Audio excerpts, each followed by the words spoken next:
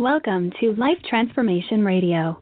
This show is all about life transformations and our journey from where we were to why we are doing what we are doing today. We will discuss the hiccups, the roller coasters, and the blood, sweat, and tears that has been poured out while discovering our purpose. It is all about our transformations. Here is your host, Sean Douglas. Hey, welcome my friends to another episode of Life Transformation Radio. I am so pumped to have you guys here today for this episode because this is going to be a gut-wrenching, heartfelt story from my friend. So let's get started. I am your host, Master Resilience Implementer, TEDx Speaker, business strategist, and author, Sean Douglas. Life Transformation Radio is heard in over 63 countries, such as Sweden, the UK, United States, Canada, Mexico, Malaysia, New Zealand, Australia, amazing other countries around the world. So I want to thank you to those from wherever you are listening from. The show is all about our transformation. Here is where we tell the stories of why we're doing what we're doing. We highlight that transformational moment that has changed our lives and how we use this to help transform others and elevate their lives as well. Now you can listen to us live Tuesday through Friday, 5:30 p.m. Eastern Time. You can join our Facebook community, Life Transformation Radio Community. Never miss an episode. You can subscribe, rate, and review the show on iTunes, Stitcher, Speaker, TuneIn, Player FM, or the Google Play Music app. I love reading the comments, and so I ask that you please rate, review, subscribe, all that stuff, so we can see how well we're doing. On the show, I have entrepreneurs, speakers, business owners, coaches, podcasters, authors, amazing people who are impacting the world around them, and my guest today does exactly that. And during our live broadcast, if you have any questions for the guest, you can call us up at 657-383-1109. Again, the number is 657-383-1109. So please help me welcome to the show, Marcus Anderson. What's up, my friend? Hey, what's going on? Thank you so much for that. I appreciate the intro. That was fantastic. Oh, man, dude, I've been following you a long time. We got together, connected through a mutual friend, and he called me up and is like, bro, literally, you have got to get this guy on the show. Like, holy crap. So you've been on, John Vroman show. And he's like, did you have to, you're going to put this guy on the show. I'm like, let's do it. So I listened to the episode, and I'm like, holy crap.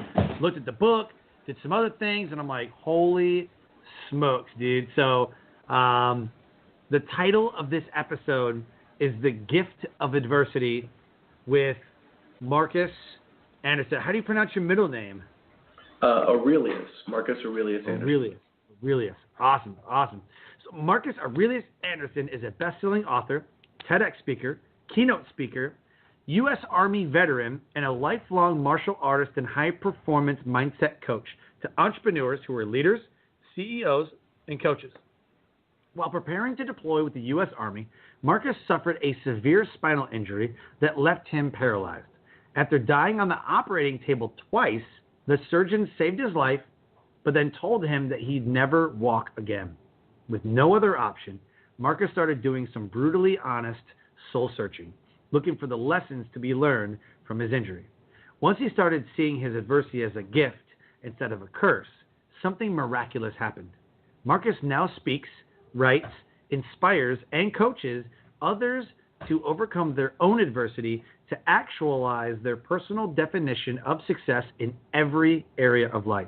His message teaches us how we can use our own adversity to make us into better leaders, citizens, and human beings to create a better world. Now, Marcus is putting on an event. So for the listeners, the link right there, the Do the Work March Transformation event, click on that or copy paste it into the URL and go check out this event he's putting on. It is absolutely incredible. You can go to his website at www.marcusaureliusanderson.com, and all of his social media links are there, so please connect with him And check out his TEDx talk. His TEDx talk is called The Gift of Adversity. And he also has a book called The Gift of Adversity, Overcoming Paralysis and Pain to Find Purpose. So go ahead and order his book, check out his TEDx talk, and attend this transformational event. So, dude, I can already tell that this show is going to be amazing. So the first question I have to ask you, man, is why? Like, why be a coach? Why, be a speaker? Why TEDx? Why write a book? What is your deep why for what you do? Absolutely, Sean, and that's such an important question, because the reason why people, don't feel like they are motivated, or they feel tired all the time, or they don't feel joy in their lives, is because they don't have that why, they don't have that purpose. And for me, my purpose pretty much slapped me in the face and got my attention. I feel this huge responsibility. I feel this huge urgency to try to give even an inkling of the knowledge that I acquired, or the lessons that I gained from my hardship, to others. And if I can give that to anybody else and make the hardship that they're suffering currently, make the difficulty that they're about to face, or the inevitable difficulties and adversities that they're going to face in life, any easier, then that means I've done my job. And that's why I coach, that's why I speak, that's why I write, that's why I teach and I do live events. And it's so important, because I wish that I would have had this knowledge when I was younger. I wish that somebody would have given this to me, or if I could have heard a speaker, or even, conversated with somebody that had a similar experience. I think that would have helped me a tremendous amount. And that's what I want to do. If I can save anybody some of the hardship that would be inevitable without the knowledge, then that's what my job is. And that's why, again, you and I, when we met, we were talking there at the Power of We Symposium. Just right. A fantastic event, and all the energy in that room, and all the excitement, and all the lives that were changed in that moment. It's the whole reason why we are doing what we do, right? No, absolutely, man. And, dude, it was so great to connect with you at the event. Your talk was absolutely amazing. Absolutely amazing. And, the Power of We Symposium was an amazing event, man. Truly, truly an amazing event. It absolutely was. I was really, we were all fortunate to be involved with that. And, I sent a bunch of my books to the VIPs that we had there. We had that Chicagoland youth. That's one of the people we were really trying to focus on, to help impact those leaders that will be in the future, that will actually be changing, the pages of history as we speak. So getting to do that, getting to talk to them, getting to get some one-on-one time with them, being able to have even that's why we write books, right? That's why we do that, because one of the gentlemen came up, one of the younger ones came up, and he says, it took me 3 hours to get here. And when I signed the book for him, he said, I like what you said on stage. He says, but this, and he points down at the book, he says, this I can take with me. This, when the emotion leaves, I can still read. And he got it, and that was the whole idea. So he says he couldn't wait to get on that 2 or 3 hour trip back home, because he had that to read. So, as far as I'm concerned, if that makes all the hard work and all the heartache and all the hardship worth it, if it can, ease the pain or give somebody a better idea of their path. For sure. No, absolutely, man. I 100% agree, man. I love it when somebody says, man, I read your book, or I saw your TEDx talk, or I saw this, or, I saw you on stage here, or I saw a Facebook Live, or I heard a podcast or something that was like, man, like you changed, my life, or you changed my perspective on something, or you got me over this, one thing, whatever. And I'm like, awesome. Because it gives my life value. I mean? Like, I'm not just sitting here talking to nobody. You know what I mean? I'm not on Facebook Live, or I'm not doing a show to nobody. I'm not and so some of the guests that I've had on my show, they're like, dude, I got this message. I checked this out. And they're like, I heard your podcast episode, and it moved me, and you're an inspiration, and I love it. And I'm like, yeah. That's yes. You know what I mean? Like, forget the money, man. Like, this is what I live for, is that stuff where you change a person's life. So let's talk about you and how your life has been changed. Were you in an accident, or talk about like how you got the spinal injury and then, the events leading after that. What was that like? Yeah, absolutely. For the people that haven't read my book or haven't seen my TEDx talk, I'll give them just a little bit of a sort of a detail so they can understand what we're working on here. So in 2012, while I was preparing to deploy with the U.S. Army, I suffered a severe spinal injury. I ruptured a disc in my neck. And what that did was, when the disc ruptured, it pushed into my spinal cord. So those who remember who Christopher Reeve was whenever he was injured, that's what basically had happened to me. It was the same vertebral level. It was the same compression that was there. And so they, sent me to the hospital immediately. They did the MRI. They're going through all that stuff. And it was a big, I was in shock because I was hoping that it was something that they were overreacting to. I was hoping that I would maybe not have to go through some of that. I thought that they would just be able to give me a shot and I could leave the hospital because, as silly as it sounds, as a soldier, we're very mission focused, as you know, right? So everything is about the mission, the mission, the mission. And in my mind, I thought, well, we're deploying soon. I've got guys that depend on me. I have a responsibility. I have a job to do. So I don't have time for this injury. I don't have time for this, whatever they're making this big deal out of nothing. But once they did the MRI and found out that it was that bad, that's when they said, yeah, we're going to prep you. I said, prep me for what? And they said, for surgery. So I went from, in my mind, mentally preparing to go to battle on the battlefield to this battle within myself, within my own mind. And that was the scary part because I was born in a hospital, obviously, and I had bumps and bruises and stitches, but never something that was so serious that I had to go to a hospital like that, let alone have a dozen other people running with a gurney. It was just like out of a movie, but when you're the one that's laying down and you see it happening and they're shining lights in your eyes and they're poking and prodding you and you have people talking about you as if you're not there, it really changes that perspective quickly. So when they did that, they sent me down to the operating room and they were like, listen, you don't really have a choice. This is going to happen.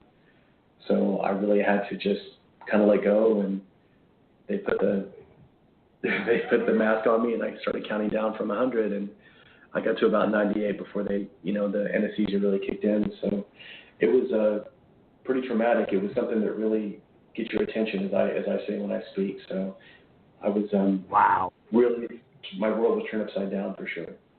Oh, absolutely, absolutely. So when you go through surgery, and is there certain protocols? Is there certain like you have to stay home, you can't go anywhere, you're in I think you were in the hospital for recovery period. Yes. So what was the home life after after that recovery period in the hospital? What was different about the home life? Yeah, that was the thing. They had me in the ICU, and when I woke up, they were like, listen, obviously you're still paralyzed, and you need to just mentally try to wrap your head around that now, because you're going to be like this for the rest of your life. And that was something I was in denial about, and I kept asking. I said, well, what if I was going to respond, what would happen? The doctor said, listen, if it was going to happen, it would have happened by now, or it would happen in the next couple of days. But it's likely not going to happen, so don't put your hopes on that.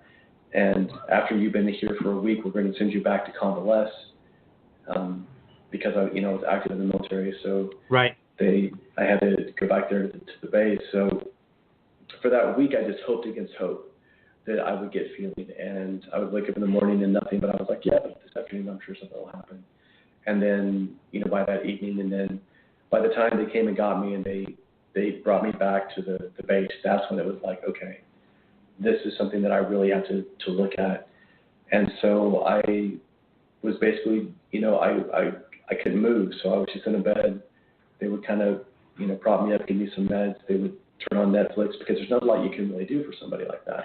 And they were trying to see, okay, we medically retire him? Do we, are we going to reclass this guy? What can he do? And so there were about 3 months of just limbo, and that's when I was in a lot of anger, because I was angry at people around me because I was lashing out, but what I was doing was projecting my own depression. Anger that's push inward is depression. Sure. And I was just very angry at myself because I realized, I spent my 40th birthday in a bed, paralyzed, bedridden, broke, divorced, wondering what the hell I'm going to do next. Jeez. And that made me look back at my life because I felt like I'd been, bitch slapped by the universe almost, where I didn't know what to do next, and I felt like my injury was a punishment. I felt like I'd been given all these chances, I'd been given all these accolades and all these attributes, and I never actualized them. And so it felt like this huge waste. I felt like I wasted my life. And that was where my regret came from. And that's why I try to speak so urgently about that, because everybody, like you and I both know that there's an expiration date, right, Sean? We know that we're slowly dying, but that's what gives us the urgency to live our lives, purpose. But a lot of people that I've talked to have said, well, if I die, I die. But my story, I think, is an example to give people urgency, because there are things that can happen to you that will essentially end your life that won't kill you. So lying in a bed at 40 years old, knowing that I may have potentially another 40 or even 50 years of life, but I would be confined to a bed for the rest of my life in that process, that to me was a fate almost worse than death. So if you're listening, understand that tomorrow is given to no one. There is no promises of any of that. All we have is this moment. So understand that the amount of time that you have to make the difference that you want to make is limited. And it may be more limited than you think. So if you can go through and figure out what you really want, figure out the things that really make you excited, that really bring you alive to help other people, or a problem that you want to solve, or something that makes you so mad that you want to create a business around it to help other people that need it, that's what you want. That's what your passion is. That would be the direction that you should be going, and just throw yourself into it. Because once you have that, and you and I are entrepreneurs, we know this, there are going to be hardships, there are going to be setbacks, you're going to work really hard, and it's going to take a lot longer than you think, and then there's going to be days when you wake up and everything just opens up and it's perfect and it seems seamless. But those are the beauties of the path. And if you're doing something you want to do and you have a purpose, like you and I were talking about, a strong purpose that makes you wake up, hearing that person say that about your show or about a speaking event that you went to and all the impact you make on their lives, that's why we do it, because we have to have purpose and we have to be making some sort of contribution. And in today's day and age, with the internet and with all the things that we have at our fingertips, we literally have no excuse not to do that. At least that's the way I look at it now. 100%. Yep, 100%. Fully agree with you. There's just, oh man, when I look at my kids and then I look at when I was a kid, it is 1,000 times different. There wasn't Netflix. You had a Dewey Decimal System, which I'm pretty sure is dead now. I don't really think that it's used anymore. I don't even think it's taught in school. I don't think they have a library class, right? So, I mean, they use tablets in school now. You know what I mean? Like, everybody get your tablet, so it's just so much different. And so there is literally zero excuse for you not to know something. I mean, you can literally I don't know about that. Hold on, let me Google it. Hey, Google, hey, this, Hey, Siri, hey, Alexa, hey, whatever, what's this and this and this and this? And then you just instantly learn it. Like, there's, instant knowledge, So, I mean, you could probably just Google, how to overcome adversity. And you'll probably have a bunch of books and a bunch of podcasts and a bunch of knowledge and some science and whatever. Oh man, as a speaker, I just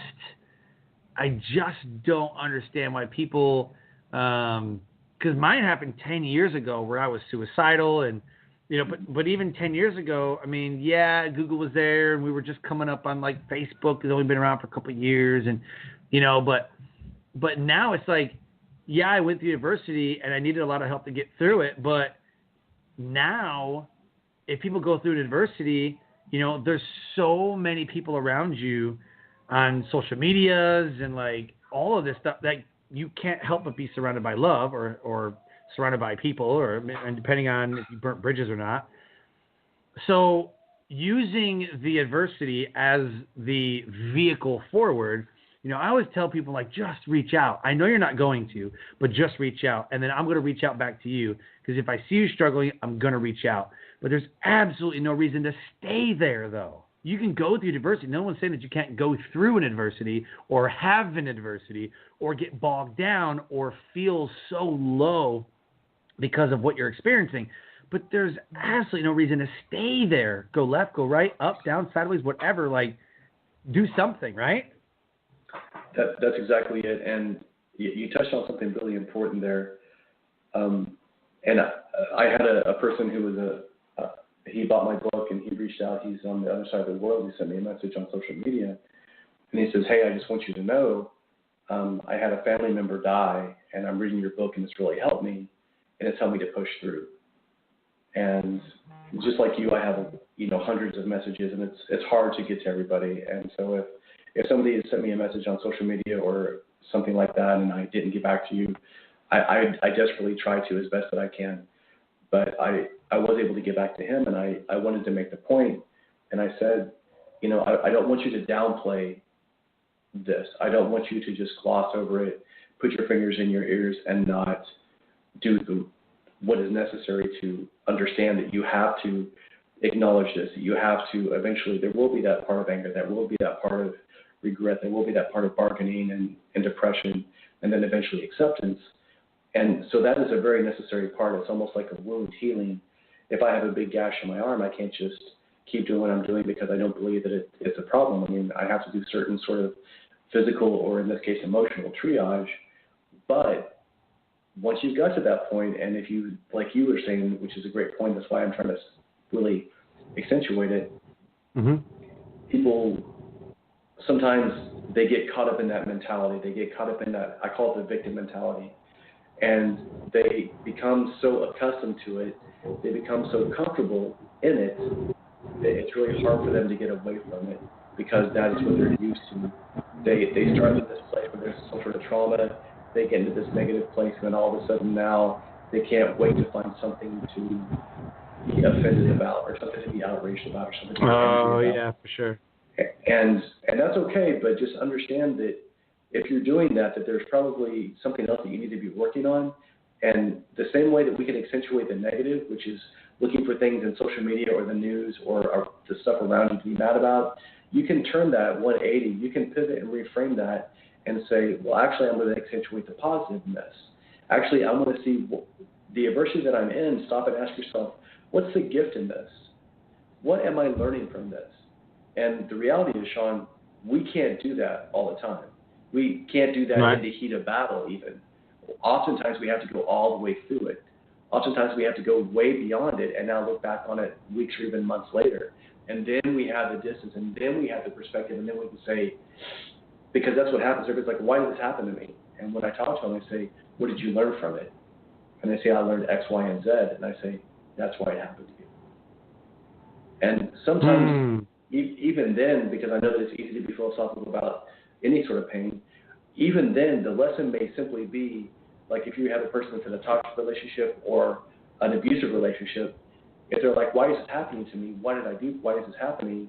The lesson may very well be that you shouldn't even be there anymore, that you should remove yourself from that situation, that you should find another thing or another place or another person or another opportunity to be better appreciated and not be hurt in the process. So if we're able to look at it from that kind of viewpoint and look at it from a high-level view, take our emotions out of it, take ourselves out of the equation, you'll find it's a lot easier to be much more objective, and therefore we can act in a better manner when it's all said and done, not only for ourselves but for everybody that's involved with it. So that was a great point, Sean. I'm glad you brought that up. Yeah, man. You said it so good, man. You should be a speaker. I'm going to write a book one of these days. You mark You're going to write a book one of these days. So good. So I got to ask, man, how in the heck are you walking right now? How did this happen? Man, it's crazy. I went through that 3 months of just anger, and I was just filled with venom, and I just woke up one morning finally and realized that all this anger wasn't serving me. All this anger I was feeling, no matter how mad I was at somebody else or myself, or I would try to project it onto somebody else, I realized that it was a waste of my energy. It wasn't allowing me a chance to heal. It was almost like it was keeping this wound open and made it, fester and made it worse. So what I had to do is I had to find, where's the beauty in this? Where's the gift in this? Where's the opportunity in this adversity? And I know that with gratitude, the first thing you're supposed to do is be grateful for being alive. But, I'll be honest, just like you were saying, I was suicidal, but I couldn't even act on it. So I felt even more disempowered. I felt even more like a victim. And it just enraged me. And then eventually I finally stepped out of it and said, well, what if I had been deployed with the infantry when this happened? What if I had been in country when this happened? And when I started doing that, I started realizing, wow, I would have put my team, I would have put other people in danger. I would have put all these people around me in danger. And that's when I was able to it dawned on me, and I thought, man, I'm lucky that this didn't happen overseas, because I would have got somebody else killed probably, in addition to maybe even myself. And once I was able to start seeing that like as a small cornerstone of gratitude, I was able to look around and I could see gratitude in everything. I could find gratitude in the fact that I even had the bed to lay in, or that I had people that could take care of me, or that I was in a room, of my own. And once I had that, I was able to start to build on it. And after about a week of doing that and just being truly grateful, after I started seeing my adversity as a gift instead of a curse, I started getting a little bit of feeling back into my fingers and my toes.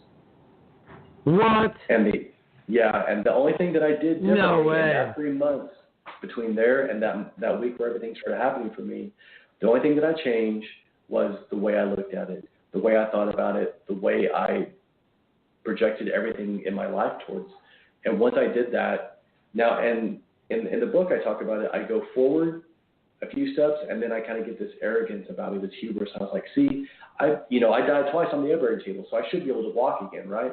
And then I actually slid back to square one, and it made me that much more angry again. And eventually I was like, no, I'm going to figure out what happened. And it was like the universe was almost telling me, listen, are you going to forget the lesson that we just gave you? So I quickly reset my tracks, and I got back to where I was again. And after some more of that, I was able to eventually get back to a place where my fingers started moving, my toes started moving. And then slowly, once they saw that was going on, they started deciding, hey, we're going to try to get this guy some physical therapy, some occupational therapy. We're going to see what we can do. And then that's whenever everything really started to pivot, and I started looking at, the potential of being able to potentially walk and even live independently. And as you were saying today, I mean, we met in person, and people have seen me walk around during my TEDx. So I'm, alive and well. I'm moving around, and I'm doing everything that I can now with all the urgency that I possess to help others and to teach them and to give them the knowledge that I've learned the hard way. That is incredible. So, man, okay. I just got chills. Dude, so gratitude, so I teach gratitude as a master resilience implementer for the military. So we have a class called gratitude. Science has proven that gratitude will reduce anxiety, will reduce stress, and reduce depression. It will then increase joy, happiness, and perspective. And so by you counting 3 blessings every single day, you will increase these things and decrease the distress, right? So we're increasing eustress or positivity or whatever, and we're decreasing the distress, right? Mm-hmm. But it has been shown, it has been linked to things like this. This is the first time I've heard that somebody actually became unparalyzed. However, I've heard of people that they get constant migraines, there's no pills, no amount of medicine, nothing. They can't find anything wrong, nothing. And when they start feeling grateful, the headaches go away. They're not sick anymore. I know people who have gotten off of pills. For years they were on pills. And they change their mindset, change their perspective. They don't even take pills. Nothing. They take no pills. And all they do is gratitude, and they eat right and all that. That's exactly it. I've got I coach CEOs of multi-million-dollar companies, and these are guys that are the quintessential. If you look at it from the outside, like you said, they've got all this money, they're a success, they have the beautiful kids, they have the family, they have the wife, blah, blah, blah, blah, blah. But just like you're saying, they're unfulfilled. They're financially, like, incredibly rich, but they are completely empty. And they have no idea of what it is. And like you said, they're depressed. They're drinking alcohol. They're doing drugs. They're, doing all these things that are self-harming. And it's the exact same thing where I can show them, listen, I can tell you're very driven. We just need to refocus on what your actual motivation is. We need to get you to a point where you understand that there are things to be grateful for, and especially us as men, right, Sean? Because in the military, you're only as good as what you do. Like, you're only as good as what you did. Okay, you did great yesterday. What are you doing right now? So our vocation is our definition of what we are in a lot of ways. But it's so important, just like you're saying, to understand that there's so much more to it than that, and there's so many other things that we can give, and there's so many other avenues in which to provide that don't necessarily have to be a direct link to something financial or something that's like this social status, as it were. And by understanding that and seeing that because we look at like the classic Renaissance men, right? We look at the samurai, we look at the Greeks. These were men who not only were fierce in battle, but they could write poetry, they could appreciate nature, they were in touch with their emotion enough to where they could express love and gratitude to other people around them. And that's why those kinds of ideas and those ethos live on. And that's why they teach it in the military. That's why they teach it in these high-level areas, because it's so important, yet it gets lost in the shuffle so much. And, I talk about it, you heard me in my speech, gratitude is a buzzword only in so much as the idea that people say it, but they don't really mean it. And they say it in a way, like, it's easy to be grateful for your life when everything is going perfectly. It's very easy to do it then.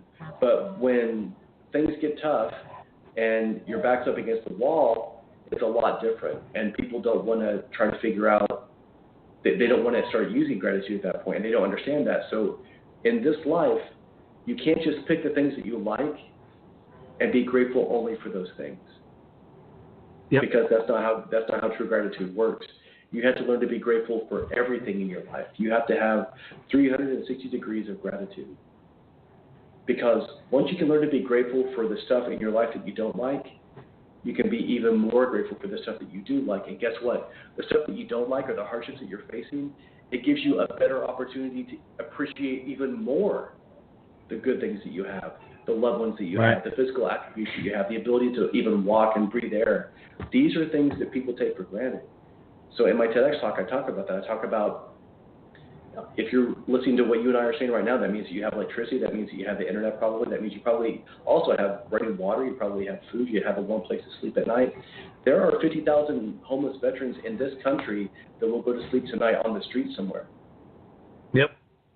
Yet that's sad, here we are complaining about the fact that, I don't have very good Wi-Fi, or this latte is not hot enough. That we cannot allow ourselves to fall down to that kind of weakness, because that's disempowering self-talk, and it's also something that will encourage other people to take that same task. Here's the reality. If we start trying the moment that we face something difficult, the moment that we face adversity, we are literally conditioning ourselves to quit when we need it the most. And that habit will bleed into everything else you do in your life. So now whenever you're like, I'm not going to do my workout today. I'm not going to watch my diet today. I'm not going to say that I love my wife today. I'm not going to say hi to my kids. That becomes this horrible standard that becomes established in everything else that we do. So that's why it's so important to have, like you were saying, gratitude is the foundation of everything else that you do in your life. And once you have that, you can build anything else that you want. But without it, everything will crumble like sand. 100%. A lot of the Facebook groups that I'm a part of, they're like, we need a new challenge. Always the challenge I throw out is the 66-day gratitude challenge.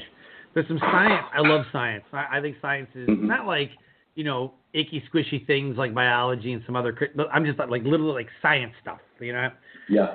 So the science proves that between 0 and 7 days, you are starting to form a new habit, but you are you're like raging against the machine. Like you're trying to like break out of like, I don't like change. I don't like that. That doesn't feel good. That's not normal. Like I don't like that. And it's because when you try to do a new habit, that's why people quit in the first couple of days, right? You look at January, like January 1st to January 3rd or 4th, like everybody's in the gym, right? Yep. And then January 5th, everybody's at Dunkin' Donuts. So because they just give up, like, it's stupid. So it sounds good on paper until you actually get to the gym and you got to put in the work, and then it sucks. So, so they have this theory that, you know, under 7 days, you're fighting against the machine, right? You're trying to rewire your brain. Between 7 and 14 days, your brain is starting to accept it, but is starting to revert back to its old ways. That's why people are only good for about 7 to 10 days, and then they just give up. Because your brain is now pushing you. Once you get past 14 days up to 21, now your brain is starting to accept that habit. And at 21 days, you're starting to implement the habit kind of regularly, but you might forget every once in a while. By 66 days, you have rewired your brain to accept a new habit. It is now a part of you. It is an everyday routine. You will not forget for the most, like 90%, you know, you won't forget. You know, you set calendar reminders, whatever, but you do it. Like, oh, I got to go to the gym. I got to do this. I got to do this. Like, you're conditioned to do it now. You've conditioned your body and mind to accept this habit. So I always tell people, like, do a 66-day gratitude challenge, man. That's 198 different blessings that you have been thankful for at the end of that challenge. 198. I can't name 198 things I'm thankful for now, right this second. Like, by 50, you're like, I'm thankful for air, you know, like, you know. So always with the gratitude. So there's also another piece of science. Have you ever heard of the broaden and build theory? I have not. So this would be cool for you to add into your talk, which gives you the science behind, like, oh my God, you're like a walking poster child for this particular theory. So it's called the broaden and build theory, and I use it in my resilience boot camp that I teach. So the broaden and build theory was made famous by Barbara Fredrickson here in North Carolina. She's a researcher over at UNC Chapel Hill. And so the broaden and build theory states that positive emotions build on itself and negative emotions build on itself. So think of the toilet bowl. I'm negative, negative, negative, and you just keep on pile driving all the way to the bottom, right?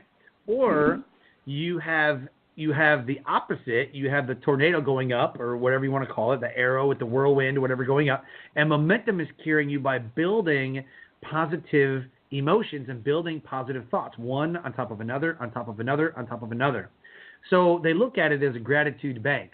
I have all these positive emotions. Something bad happens, I take a little bit of that away, but I still have a lot of positivity. If I take too much positivity away, I'm only left with negative, and now I'm in the negative of gratitude, right? I'm negative gratitude.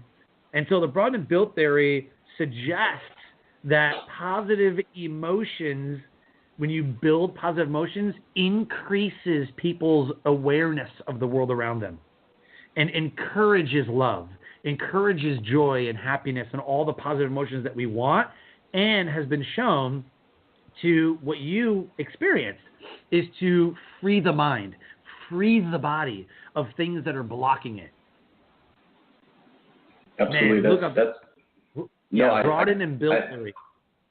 I just put it on my phone so I won't lose it there and that's absolutely correct. And the thing too is, and here's where the rubber meets the road. Most people are sort of in this medium. They're in this mediocrity. They're not like millionaires, but they're not homeless. So they're kind of in the middle.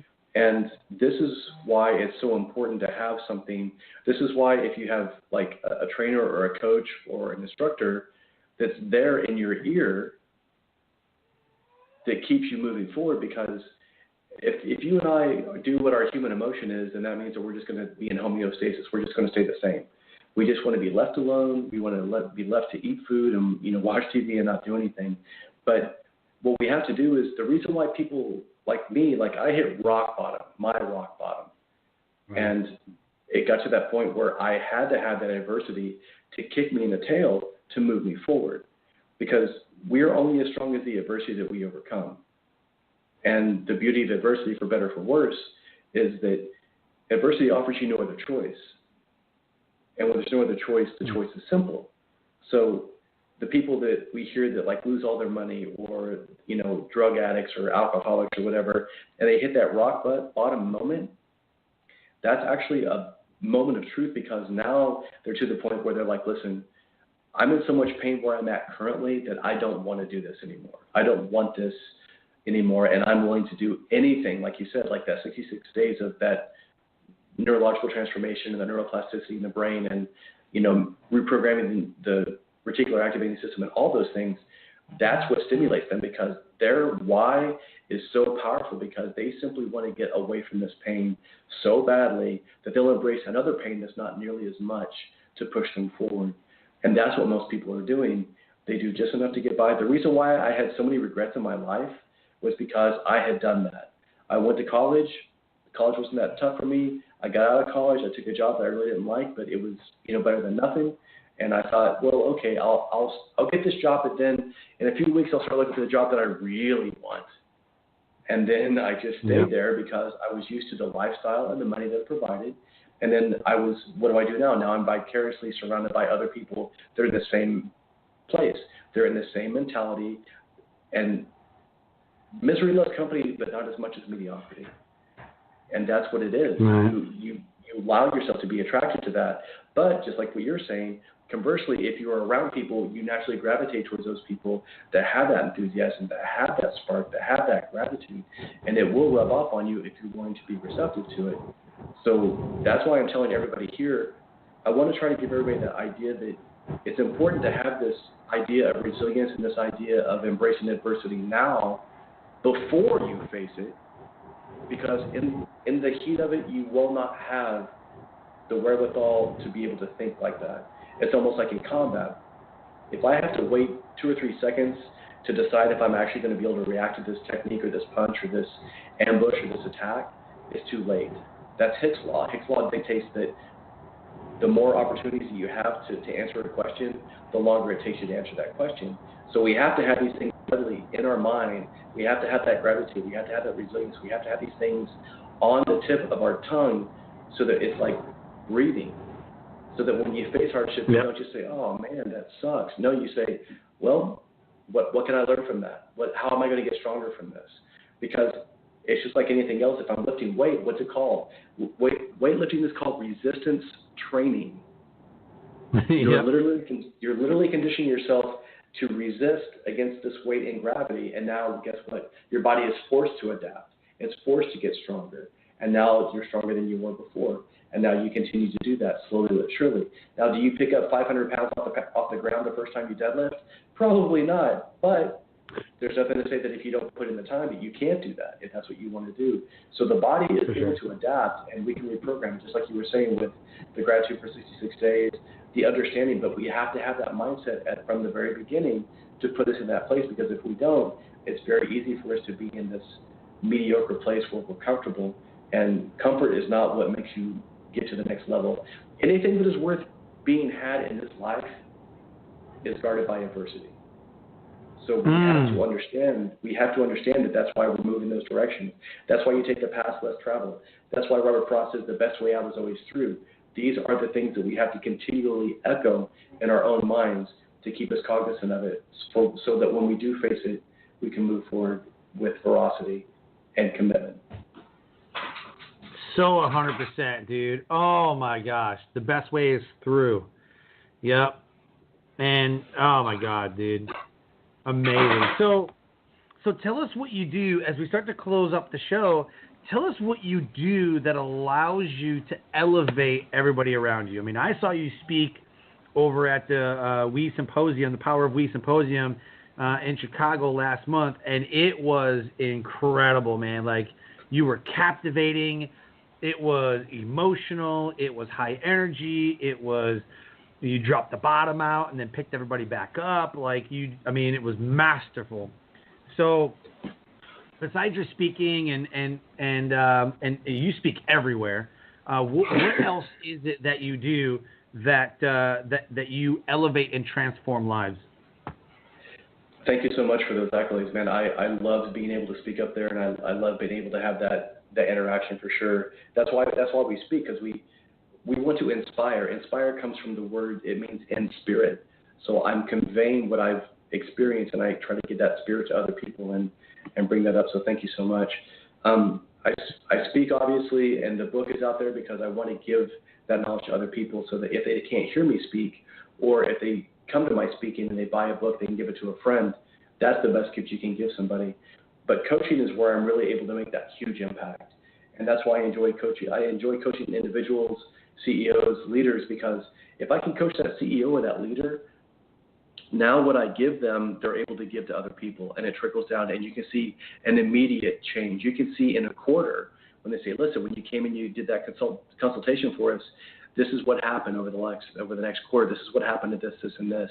This is what happened to our profits. This is what happened to our margins. This is what happened to our, basically their morale just shoots right up. But the way I do that is because everybody wants more information, and you and I talked about it before about anything that you want to know today is at your fingertips.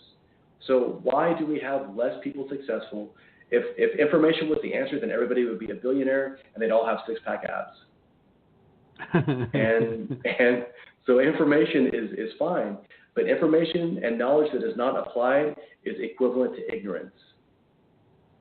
And that's why, again, with that workshop, that's why I talk about that. It's called Do the Work Workshop, because I'm going to absolutely give you the tactics. I'm going to give you the techniques. I'm going to give you the wherewithal and the roadmap to make something specifically for you, which is exactly what I do when I coach people, which is exactly what I do whenever I analyze a business and look at what they're doing to give them more everything when it's all said and done.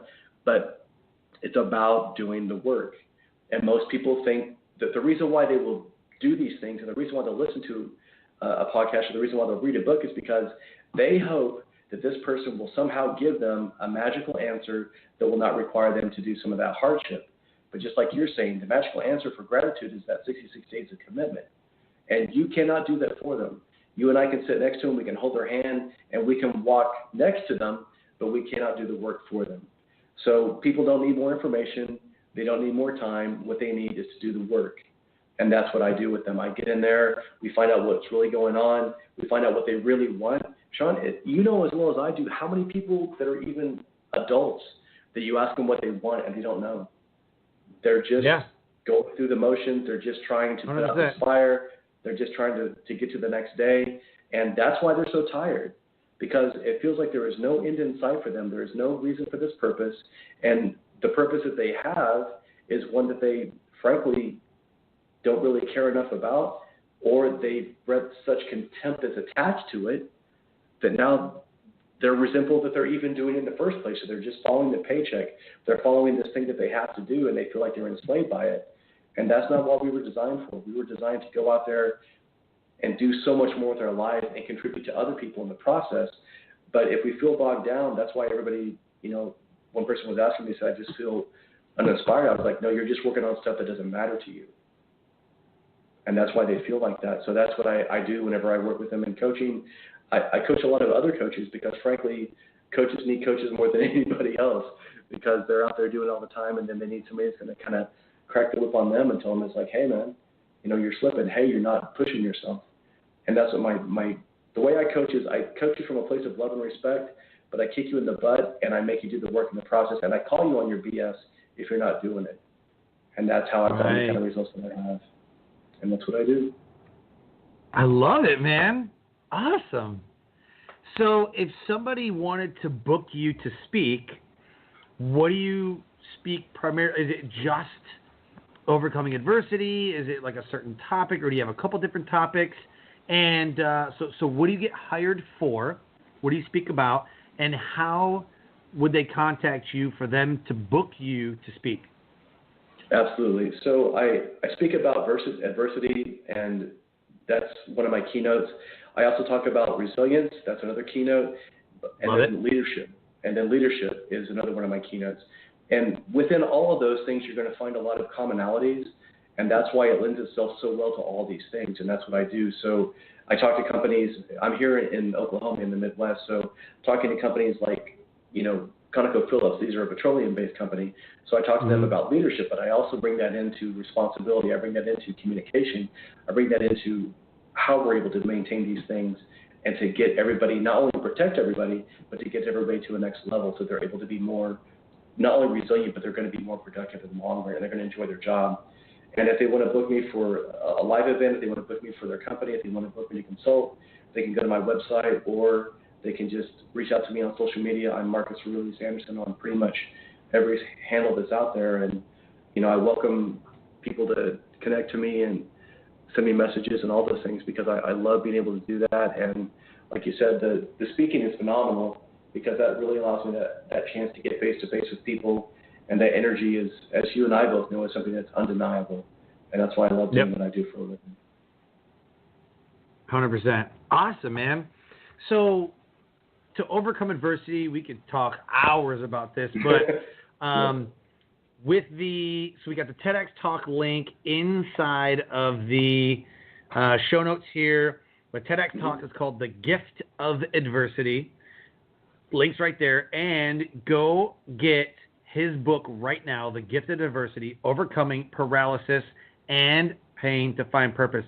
So I'm curious for you, man, as we wrap up the show, what kind of resources did you use or do you recommend for people who are going through an adversity and they're stuck? They don't know what to do. They don't know where to turn. What do you recommend? The first thing I would recommend is just to be really honest with yourself and to not try to act like it's not there. We have to be in touch with ourselves enough to understand that there's something going on before we can act on it. Because if we just kind of put our fingers in our ears emotionally and say, la, la, la, la, la, and act like it's not there, that's probably not going to help us. It's just going to grow. The thing that seemed to help me the most is I've done martial arts since I was 11. I was given the name Marcus Aurelius by my grandfather. So philosophy, these ideas of like Stoicism and Taoism and martial arts, Buddhism, Zen, all these different things. If you look at any of these religions and philosophies, they all talk about resilience. They all talk about how to overcome it. They always, they say, this too shall pass. They talk about the idea of, being in charge of your life and understanding that the stuff around us we cannot always control. But the thing that you and I can always control, Sean, is how we think, what we do with our body physically, and what we put in our body from a standpoint of food, water, or lack thereof. Those are the things that we can always control. That's your triangle of power. That's your triangle of control. Everything else outside of that you cannot control. So we can't control if it's raining outside, but guess what? We can decide how we're going to feel before we go out into it, and we can decide if we're going to dress properly before we get there. And that's the way I look at all these things. So it's about this radical responsibility, but in that, it takes that brutal self-inspection to give you ferocious optimism. Because until you do that work, the other one, you will not believe it. And your body will not allow you to get to that next level until you've done that type of work. And that's what I would recommend to everybody.